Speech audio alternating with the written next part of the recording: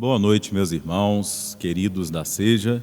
Hoje nós vamos trabalhar um tema que toca várias partes da codificação espírita no seu diálogo com o Evangelho.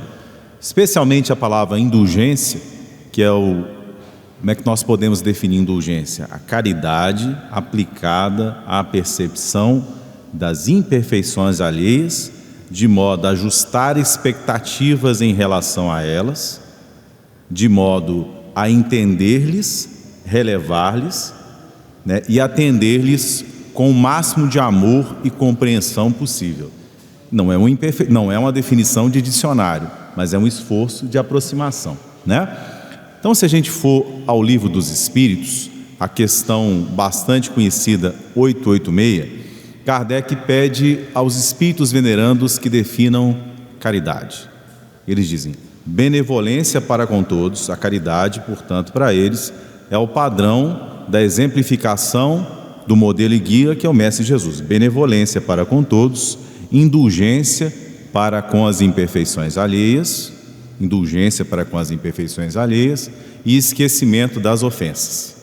As três características da caridade. Então, os três aspectos da caridade, Então é interessante, a indulgência é aquilo que nos faz compreendermos em empatia as imperfeições alheias, entendendo que nós também somos imperfeitos. Daí vem várias palavras de origem latina, como por exemplo indulto, palavras que são ligadas ao direito, Mas no cristianismo nós levamos isso a um sentido mais profundo. No Evangelho segundo o Espiritismo, nós temos o Espírito Protetor José na mensagem A Indulgência.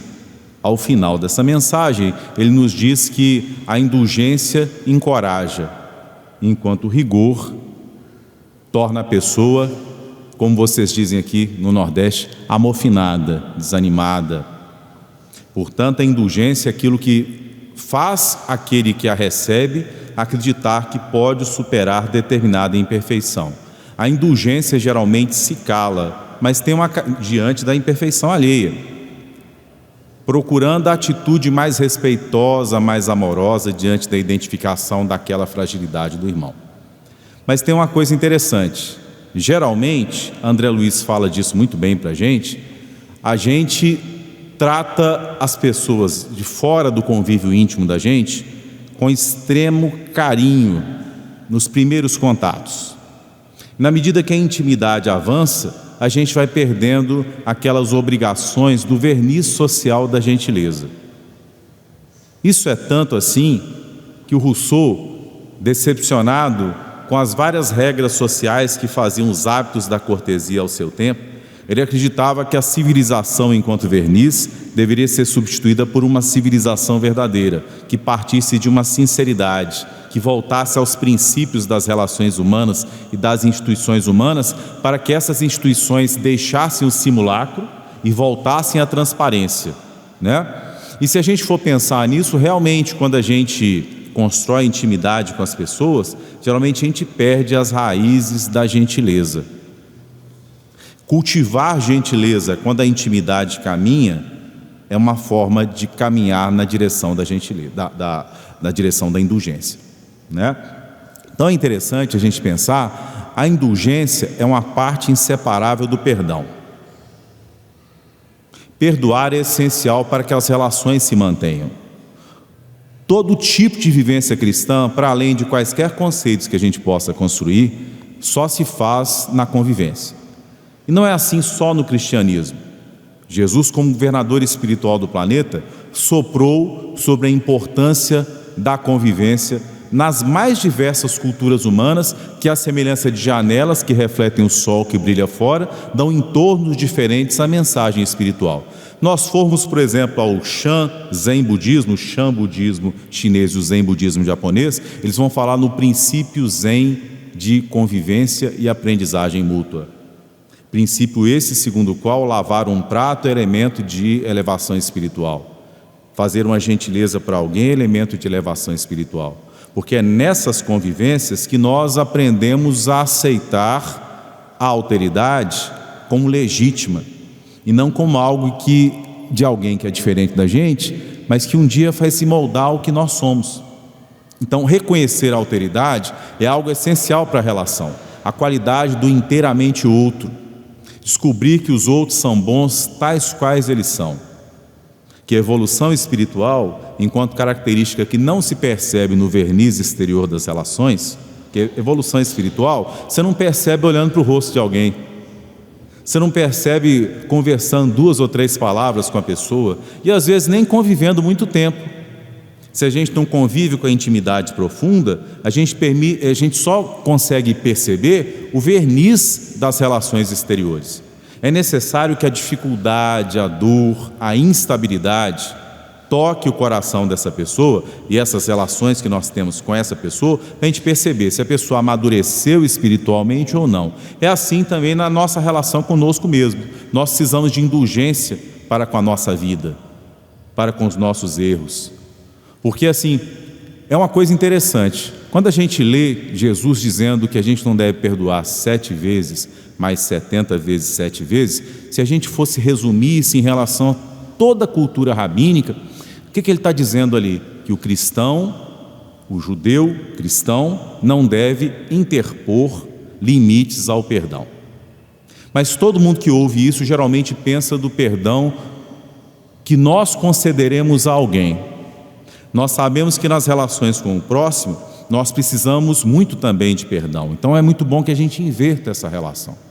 A gente pense no perdão como algo que nós precisamos com frequência, com muita frequência, né? Nós sabemos também que, embora tenhamos a obrigação de compreender, indultar, perdoar, nós não devemos testar os limites do nosso irmão. Então, o que eu chamo de ajuste de expectativas é isso. Vamos pensar num combate, o militar que vai para o campo de batalha. Ele tem que conhecer o terreno, ele tem que calcular o tempo que ele tem que fazer uma prospecção do clima, para que então, dentro dos diversos fatores de devir incontroláveis, que compreende o campo de batalha, ele tenha o mínimo de controle. Para isso ele tem que se antecipar. Então, nenhuma relação na vida prescinde da disciplina e do discernimento. Quando nós partimos para a tarefa encarnatória, que é uma tarefa relacional, nós temos que fazer a leitura do ambiente em que nós vivemos, que é sempre um ambiente herdado. Nós herdamos de quem? Nós herdamos de nós mesmos.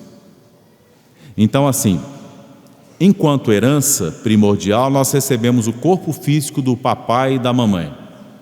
São 2 pessoas que nós construímos uma relação muito marcada também por perdão, aceitação, gratidão, né? Mas esse corpo físico, embora pareça herança deles, e realmente o é, ele é a herança também do nosso pensamento, das nossas expressões fisionômicas, do nosso comportamento, do nosso passado. Por isso, quando nós reencarnamos, nós atraímos, concatenamos, agregamos em torno de nós os elementos biológicos, societários, históricos, do tempo, das circunstâncias em que nós nasceremos. É por isso que quando você vai às circunstâncias astrológicas do seu nascimento, você não nasceu num tempo à toa, você não nasceu numa família à toa, você reencontrou na família pessoas exatamente no ponto em que você deixou. Você reencontrou circunstâncias de trabalho que vão te desafiar no ponto em que você as abandonou no passado. Facilidades e dificuldades refletem construções passadas. Então, assim, o trabalho e a boa vontade vão nos desvencilhando das dificuldades iniciais da vida.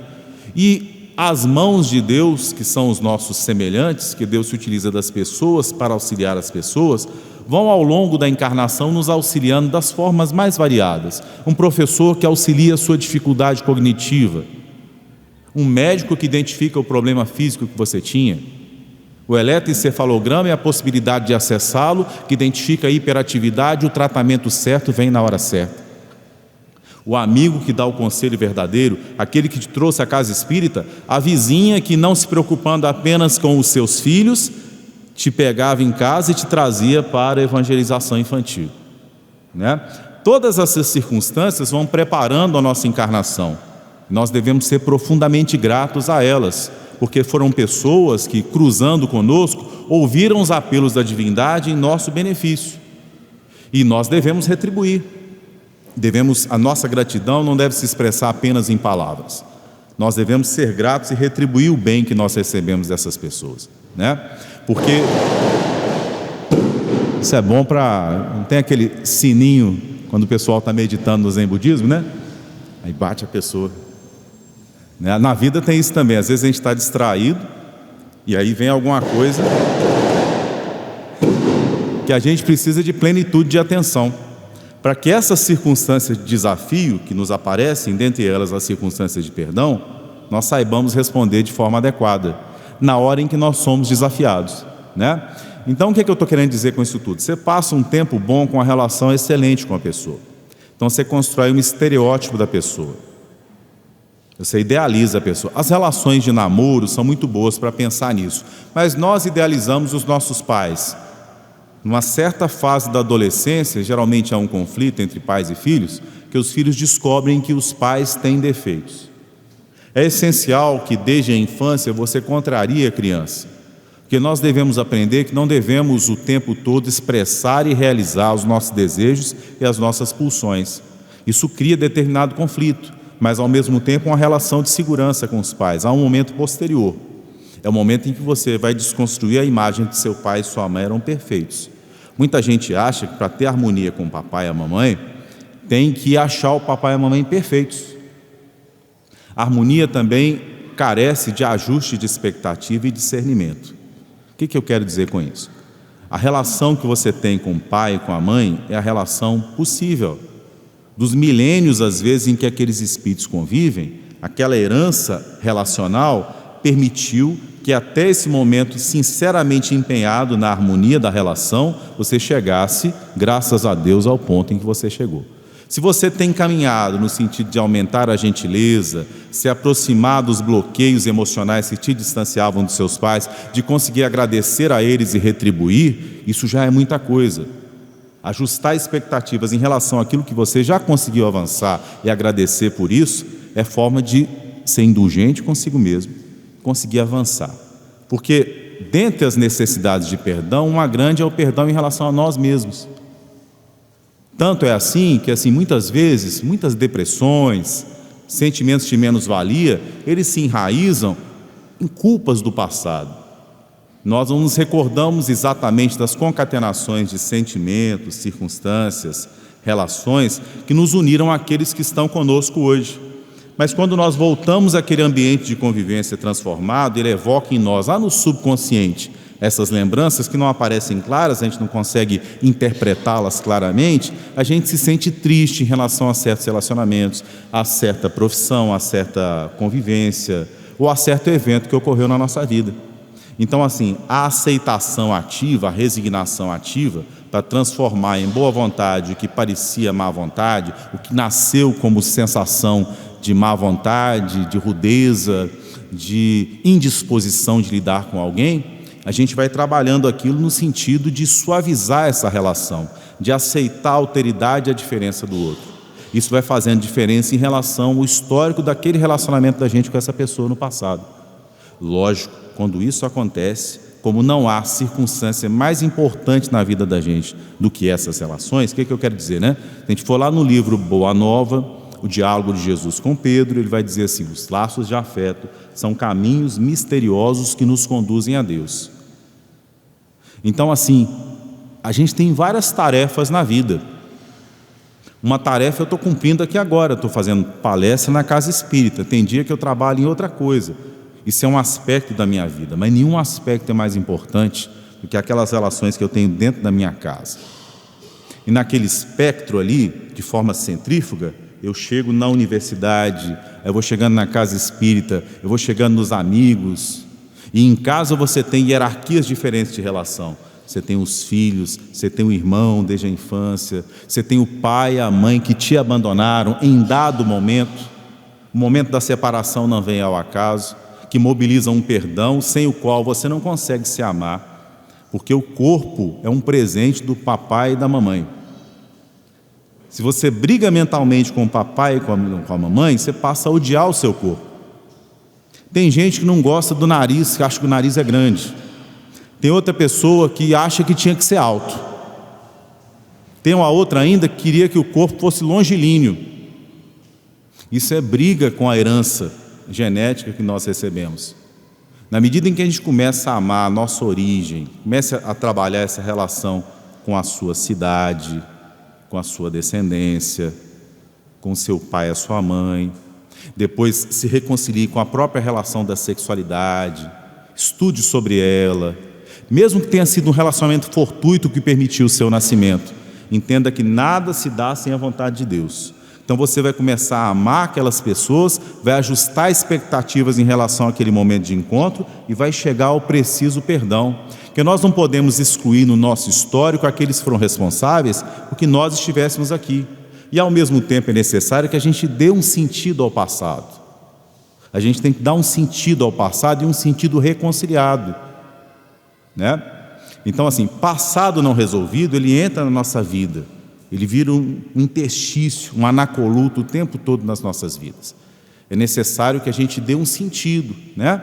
Para quem passou por campo de concentração, por exemplo, tem que dar um sentido a isso, para que finalmente, ajustando expectativas, um dia ele perceba, olha, em relação àqueles que tomavam conta de mim, me levavam para a morte e eu consegui me salvar no campo de concentração.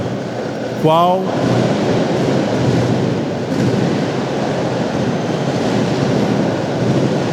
Louvado seja Deus.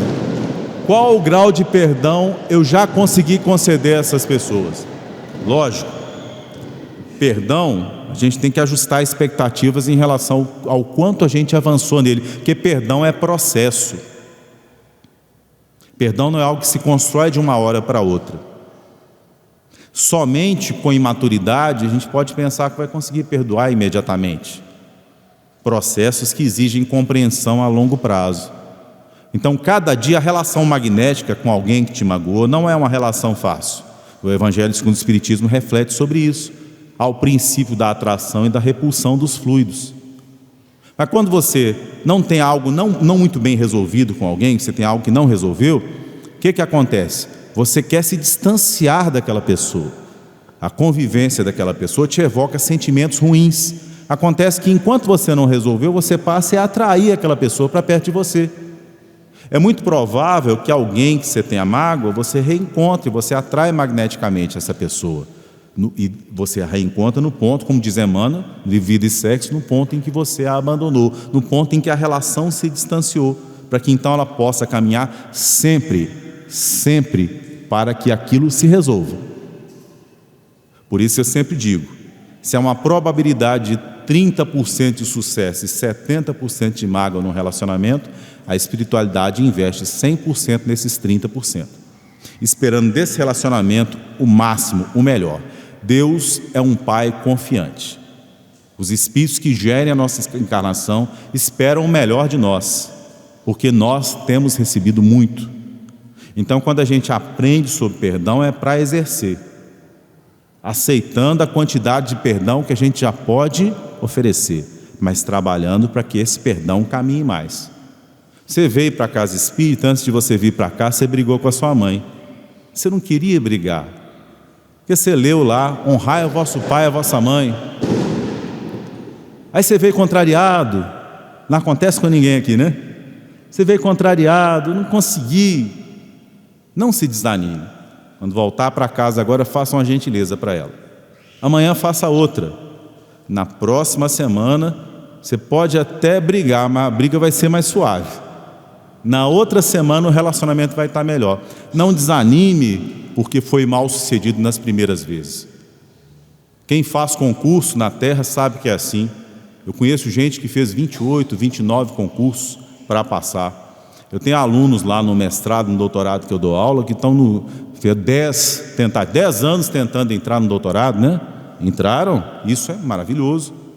Então se a gente consegue persistir para as coisas que não nos valerão após a morte do corpo físico, porque nós não persistimos naquelas coisas que são para a vida eterna, que os relacionamentos são patrimônios da vida eterna. Eles curam doenças. Você tinha uma briga de família grande, você conseguiu reconciliar, você consegue curar uma leucemia numa criança. Aquela teia de relacionamentos doentes, né? Você consegue curar a doença. Aí, o seio da mulher é elemento estético belo, então ele serve para amamentar E ele serve também de elemento do prazer do parceiro, que ela oferece. Se ela tem mágoa do filho a ponto de pensar, por um segundo que seja, mas aquilo foi pensado com intensidade: eu me arrependi de ter amamentado você. Você é tão ingrato que eu estou me sentindo arrependida, devia ter te deixado passar fome. Esse sentimento é capaz de, às vezes, 6, 7 meses depois, concretizar um tumor. Da mesma forma, a mágoa do marido. E às vezes ela tinha um ambiente, no útero, na vagina, que não era propício ao HPV. Mas ela sentiu mágoa e aquela cepa de HPV estava ali. A mente dela consegue fazer se transformar em câncer. Da mesma forma, a pessoa sentindo culpa em relação ao sexo, mesmo que a culpa venha do passado, é importante a gente entender a indulgência divina, a gente entender o amor de Deus, que supera as nossas expectativas, para que a gente consiga se perdoar, que o amor de Deus, na vivência da aprovação e da limitação, ele é didático, até não poder mais. Então, quando você entende esse amor, você consegue se perdoar, e às vezes o câncer de próstata se cura. Porque quem está doente, a primeira coisa a entender é o seguinte: parar de brigar com a doença, criar em relação a ela resignação ativa. Todos nós que estamos aqui, um dia nós vamos ao médico, ou não, né? E tem gente que desencarna. Eu digo sempre que a desencarnação não tem a ver com a hora da morte. Já pensaram sobre isso? Você pode estar saudável e desencarnar por um acidente, um assalto, né? Aparentemente saudável, desencarnar. E você pode estar doente. Eu conheço gente doente com mais de 90 anos, 104 anos, doente há 40 na cama. A esposa cuidava, eu vou dar passe na pessoa, a esposa desencarnou antes. A esposa, uma semana antes, eu preocupo tanto com ele, quando eu desencarnar ele vai ficar sozinho, né? E realmente aconteceu. Então é interessante que a gente entenda isso, né? A doença está no nosso corpo, enquanto espinho na carne, que o Paulo se referia assim simbolicamente, para nos ensinar alguma coisa. Corpo é espaço de somatização. Então, se está naquele lugar, simboliza um relacionamento, uma culpa. Tem coisas que são facilmente identificáveis. Eu converso com você aqui, eu converso comigo mesmo lá na prece, como sugeriu Santo Agostinho na hora de dormir no Evangelho segundo o Espiritismo. Eu começo a analisar meu dia, discernir sobre as circunstâncias, identifico qual mágoa eu tive. Agora, tem coisas que são profundas, são da relação do meu espírito imortal com essa minha encarnação. Eu tenho que perder a ansiedade, começar a entender que amar não é coisa de quantidade, amar é intensidade. Então, assim, alguém aqui sente aquela sensação, tinha que fazer muito mais do que faz? Lamento te informar, não tinha não. Você tem que fazer bem feito o que você faz. Não vamos querer competir com Deus. A gente tem que fazer em intensidade. Você tem um filho que você tem que cuidar, cuide bem dele com intensidade. Você é professor, seja em plenitude, seja pontual, seja dedicado, pesquise na sua área, não perca tempo, aproveite o tempo que é a riqueza da encarnação, mas não queira muito, porque quando a gente quer muito, a gente perde a atenção no detalhe. É por isso que quando a gente é muito gentil externamente, às vezes a gente dá mais gentileza fora e esquece de cuidar dentro de casa, onde estão as raízes da relação, né? Eu vou fazer palestra fora do Brasil, vou fazer pesquisa, vou para fazer seminário espírita, mas eu sei que quando eu volto para casa, sento na mesa e vou fazer o culto do Evangelho no lar, ali é que está a minha força, ali é que estão as minhas raízes, é ali que eu me abasteço, né? Eu me dedico em diversas casas espíritas, mas sei que é aqui, nessas relações diretas com vocês, meus amigos mais próximos, da casa espírita que eu frequento, que é aqui que eu construo a minha relação na eclesia verdadeira do meu espírito. São aqueles espíritos que estão próximos de mim, não ao acaso.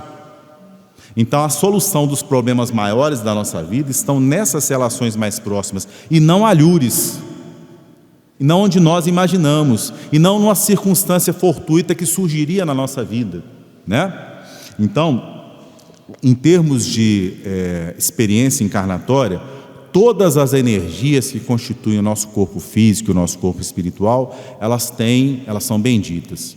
A energia sexual, as energias motoras, a capacidade inventiva, e são coisas interligadas, partem de uma única energia. Nosso magnetismo, que a gente pode usar na mediunidade, né? O problema é o seguinte: as fezes, por exemplo, né? Se elas estiverem na beiradinha do vaso, elas são feias, o vaso do banheiro está sujo. Mas se você trabalha as fezes, elas podem ser esterco, ou elas podem gerar amônia para limpar a roupa de uma beldade. As energias têm que ser usadas no lugar certo. Então, por que eu falei isso? A agressividade. Freud, na hora que definiu, ele falou assim, eros e thanatos, né? Onde é que eu coloco thanatos? Quando você coloca a criança pequenininha no judô, no karatê, ela aprende a dosar a força. Essa energia, que às vezes se torna agressividade, não está aí à toa. Às vezes a gente precisa de impetuosidade, às vezes você precisa de um pouco de agressividade para acordar às 5 da manhã e trabalhar, para continuar treinando na academia, para persistir estudando quando você está com sono, para disciplinar a sua criança. O problema é o excesso, né?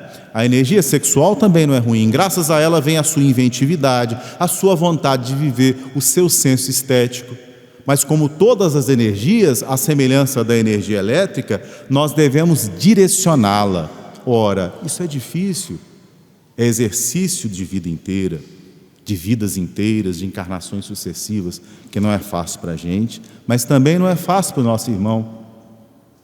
Então, quando você viu um médium desequilibrado, que caiu na sexualidade, pense que a energia magnética da mediunidade de cura é ligada à energia sexual. Um artista, um intelectual, não vamos julgar, vamos amar. Quando você tem que julgar, você é juiz, né? O aparelho coercitivo, a justiça constituída, são bênçãos da terra. A justiça e a energia têm o seu lugar. A indulgência é outra coisa. Porque o meu amigo Haroldo Dutra Dias, na hora que ele exerce o julgamento da justiça, ele tem que exercer segundo a lei, mas ao mesmo tempo ele tem que separar o pecado do pecador. Sobre isso, o sentido da etimologia da palavra pecado em hebraico nos ensina muito, né? Porque pecado em hebraico é errar o alvo.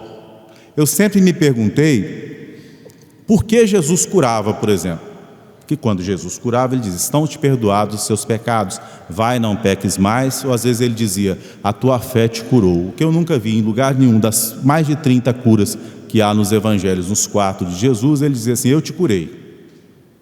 Não diz isso em lugar nenhum. A tua fé te curou. Vai, não peques mais, né? Então você tem uma circunstância, você poderia pensar, Jesus curava para divulgar a doutrina cristã? A boa nova que ele trazia? Então as curas seriam um elemento de marketing?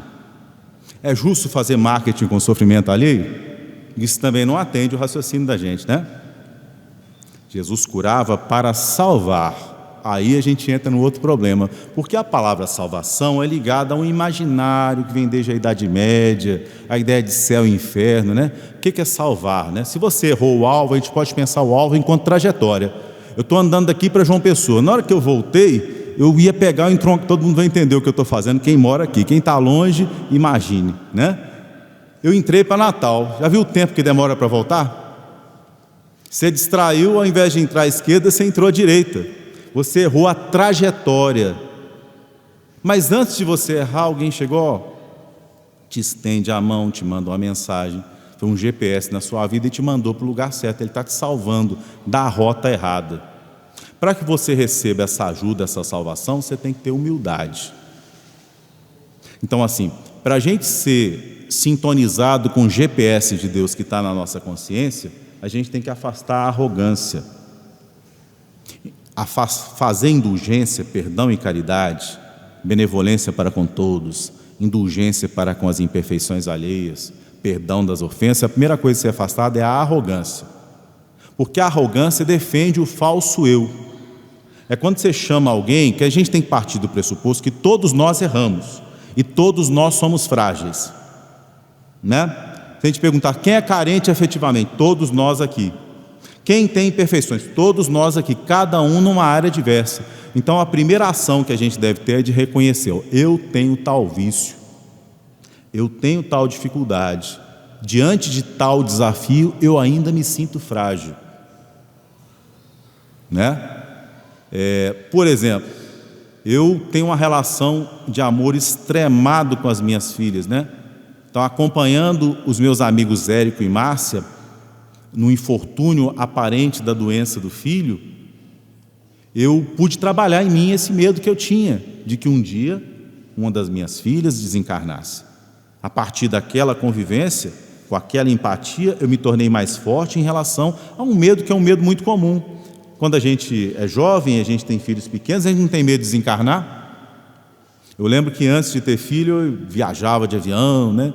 Agora, quando o avião uma vez estragou uma turbina, começou a andar de lado assim, depois eu aprendi que ele sobe com uma turbina só, né?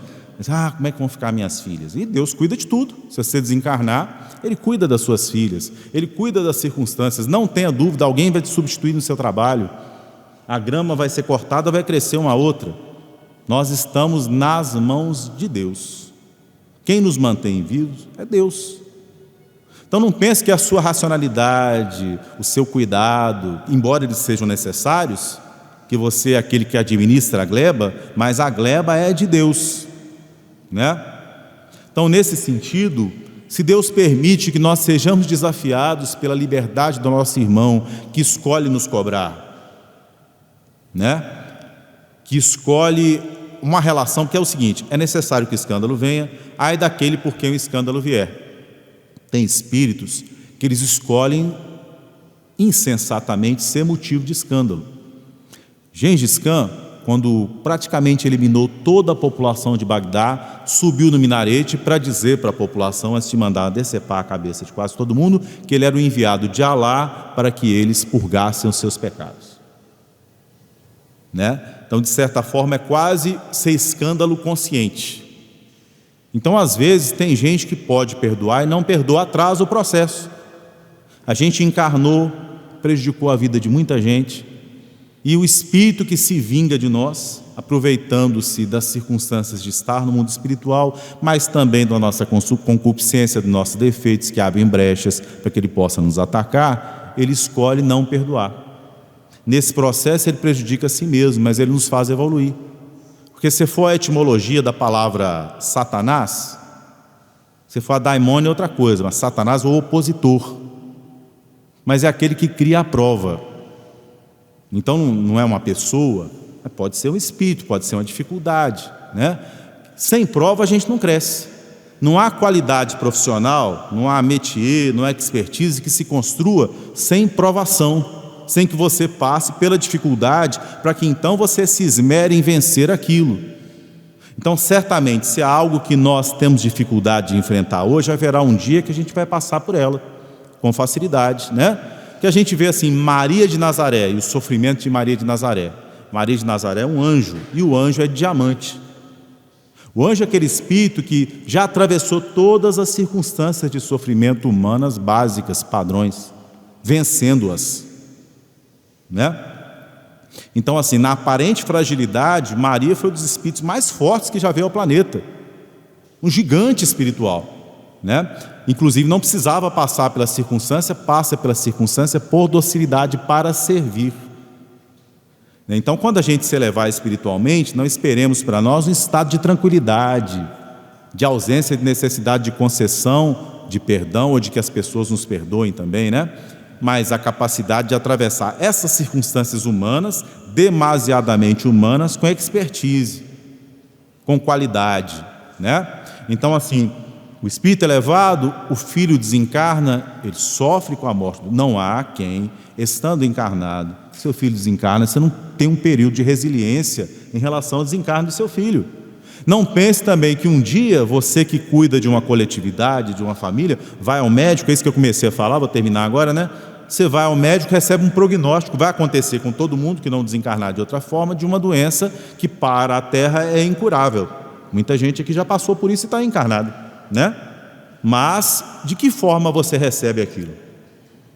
Cristianismo é para lidar com circunstâncias concretas, agregando coragem, resistência, resignação ativa no enfrentamento dessas dificuldades, e não um conjunto de ideias teóricas para nos laurear, ser divertido na hora que a gente está estudando em casa, ou para a gente conversar e rir no culto do Evangelho no lar. É para a gente cultivar o jardim da gente para enfrentar as intempéries, as pragas, né? Então o evangelho é vivência. Então quando Jesus cura alguém, ele permite a pessoa transformar a trajetória de vida a partir daquela intervenção. Nesse sentido ele salva do desvio, para que a pessoa agora acerte o alvo. Para acertar o alvo a gente erra. Se você sai e vai em direção a Natal, não vem em direção a Campina Grande, vindo de João Pessoa, a estrada sofre o que com isso? Nada. Ela fica no mesmo lugar. Quem se atrasa é você. Então, em relação a qualquer desvio humano, Deus está calmíssimo. A espiritualidade está em perfeito controle. O que eles fazem é nos ajudar a administrar as nossas próprias criações, porque quando a gente deseja, a gente está orando e atraindo. Desejo é oração. Medo é oração. Então, quando a gente deseja alguma coisa, né? A pessoa é casada e o tempo todo está sendo assediado. Pode ser mulher, pode ser homem, né? Tem alguma coisa sexual não resolvida, porque o desejo se projeta e aí atrai, né? Aí eu pensei essa circunstância aqui, né? Vamos pensar em relação à doença. Tem alguém que deseja estar doente? Tem. Que a pessoa não se ama. Por isso Jesus perguntava: tu queres que eu te cure? Então a gente poderia perguntar, né? Do fundo do coração, você quer manter uma relação monogâmica em harmonia? Você quer construir uma família? Então foque as suas energias, foque. Porque lá o ministro Clarencio, você tem lá Entre a Terra e o Céu, vai nos falar, né? Todo mundo tem um desejo central. Ele mobiliza a alma naquela direção. Aí vamos ao livro 4 do Livro dos Espíritos. Apóstolo Paulo: gravitar para a unidade divina, eis o fim da humanidade. Então a gente tem que gravitar para a beleza física? Não andem feios não, viu? Não estou dizendo isso não. Se cuidem, se vistam bem. Não tem nada disso aqui que eu estou falando. A gente não pode gravitar. Gravitar é tornar a coisa mais importante da vida da gente. Pode gravitar para o dinheiro. Tem gente, isso me assusta, porque assim, toda circunstância que eu tenho que administrar me é bastante sofrida. Tem gente que gosta do poder.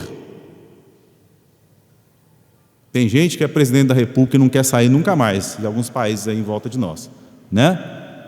Então assim, tem gente que é presidente de federação espírita e quer ser vitalício, igual o Senado do Império, né? Passar a vida inteira, né? E tem gente que tem fobia de pequenas alturas, subiu numa cadeirinha já com a vaidade, o orgulho, a vontade de mandar, né?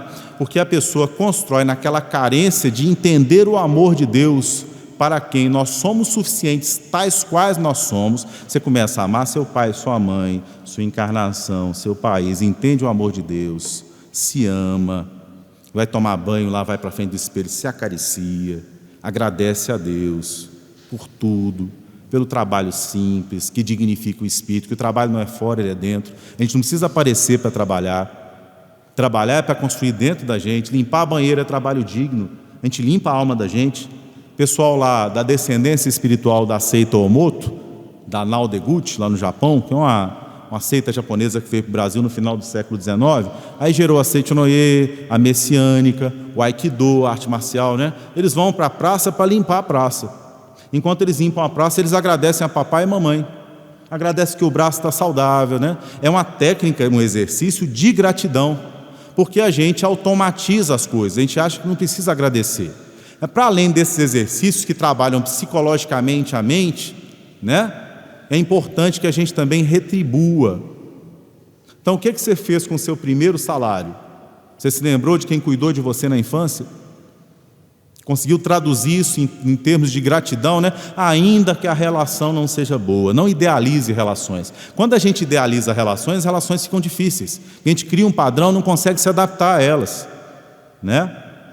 Você pensa, olha, eu tenho esse defeito, eu tenho aquele outro defeito, mas eu já consegui avançar nisso, porque eu identifiquei as minhas fragilidades. E amanhã será melhor, né? E a gente deve se valer da prece. Senhor, fortaleça-me contra as tentações. Ajuda-me a selecionar os desejos, são de acordo com a tua vontade. E quando a gente estiver na sintonia da vontade de Deus, tudo só caminha para frente.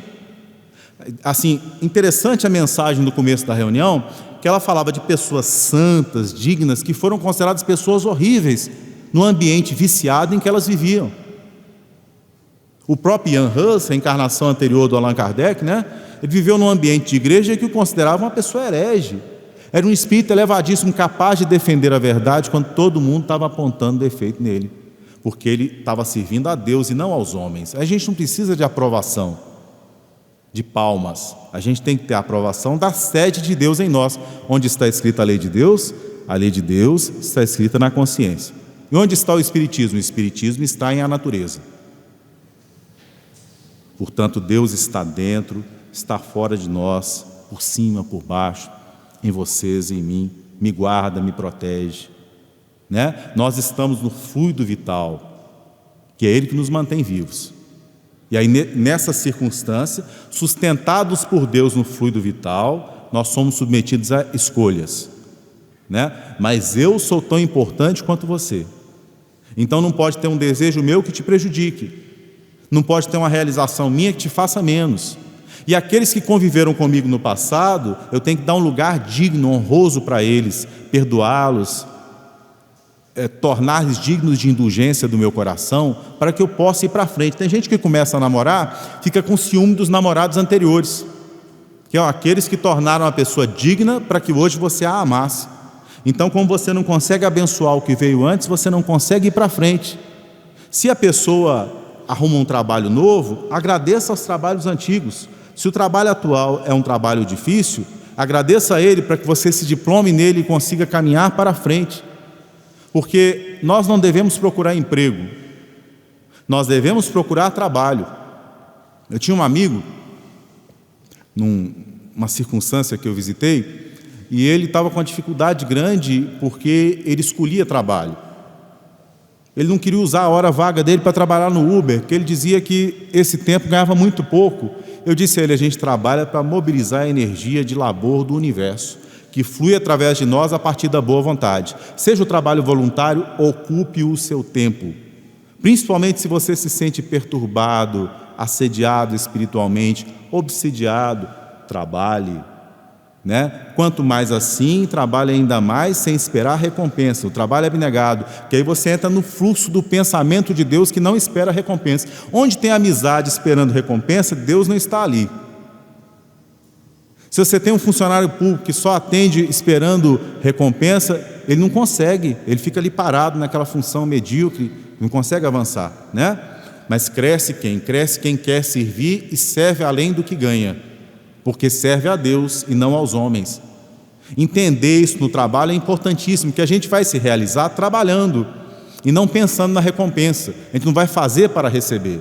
O amor bom é o amor doação, quando você se esquece de si mesmo e se realiza. Agora, para a gente fechar, o perdão e essa doação não excluem discernimento. Por isso que eu dei o exemplo do juiz. O não julgueis é não julgueis para não serem julgados. Não é dizendo para a gente não julgar nunca, porque a gente precisa de discernimento. Jesus, para Pedro, no livro Boa Nova: o perdão não exclui a vigilância. Só aí a gente dá uma palestra. Perdão não exclui a vigilância. Portanto, perdoarmos, separarmos o criminoso do crime, amarmos alguém que errou, que causou a morte de milhares de pessoas, não é perder o discernimento em relação à necessidade que essa pessoa tem de se reajustar, de passar pelas instituições humanas que deveriam ser instituições recuperadoras. Porque o Espiritismo não pode coadunar com a pena de morte, porque nós sabemos da imortalidade. Mas o Espiritismo enxerga na herança espiritual em que ele veio, nas luzes do iluminismo que chegaram à França, a educação, mesmo a prisional, como possibilidade de recuperação do ser humano. E assim deveria ser, e assim um dia será. Isso é certo, porque Jesus conduz esse planeta. As circunstâncias da atualidade de anomia não serão as circunstâncias do futuro. Nós estamos sendo convidados a trabalharmos agora pela construção desse mundo melhor. Então, assim, se você perdoou alguém que ainda não é digno do seu perdão, né, na sua cabeça, tire esse pensamento. Perdão não é algo que se concede para o pecado, mas para o ser humano. Todo mundo é digno de perdão. Todo mundo é filho de Deus. Por todos nós, no planeta inteiro, Jesus sacrificou-se na cruz, nos amando a todos, né? Mas não sejamos ingênuos. Há aqueles que a gente deve vigiar, e a gente deve discernir, e a gente sempre vai ter que analisar em que ambiente a gente anda. E não é porque você ora que você pode sair por Campina Grande em qualquer horário. E não é porque você orou e tem proteção que você pode beber e dirigir, ou que você pode andar sem documentos. Portanto, dai a César o que é de César e a Deus o que é de Deus. Nós teremos que orar e vigiar, nos cuidar, discernir, vigiar, mesmo em relação àqueles que nós perdoamos, nos satisfazermos, né? Uma vez eu vi uma entrevista do monge de Shaolin. Vocês já ouviram falar da história do mosteiro de Shaolin? Fica no norte da China, e os monges, eles transformam a agressividade em arte marcial. Eu escrevi um livro sobre o mosteiro de Shaolin. Sempre fui muito interessado em cultura chinesa, né? Nessa entrevista que eu ouvi com ele dizia que mesmo quando ele exercia a defesa do Dharma, a partir da defesa da comunidade, das crianças, das mulheres, daqueles frágeis, a partir da arte marcial, em momentos de guerra na China, o tempo todo, enquanto ele lutava, ele esperava, sem agredir o outro, mas usando a sua agressividade para projetá-lo e dominá-lo, que ele se transformasse numa pessoa melhor. Né? E isso conferiu ao espírito das artes marciais chinesas antigas um espírito de espiritualidade que conseguia conciliar não violência com a arte marcial, coisa que se perdeu às vezes na utilização das artes marciais ao longo da história da sua apropriação em lugares alhures da humanidade, né? Mas assim, o trabalho inicial é a gente conter a agressividade que tem dentro da gente. Quando você contém a agressividade dentro de você, você consegue dosar a força. Dosando a força, você realiza qualquer coisa. Então a água caindo na pedra, ela fura o buraco. Acordando uma pessoa de manhã, você deve ser suave para não assustá-la. E repreendendo a criança, você deve usar de energia. Porque a massa você molda com a mão. O prego você bate com o martelo. Discernindo, escolhendo. Porque a partir do momento que a gente ganhou, a partir da animalidade, no reino nominal, o discernimento, a gente é obrigado, graças a Deus, a escolher. Que Jesus nos abençoe.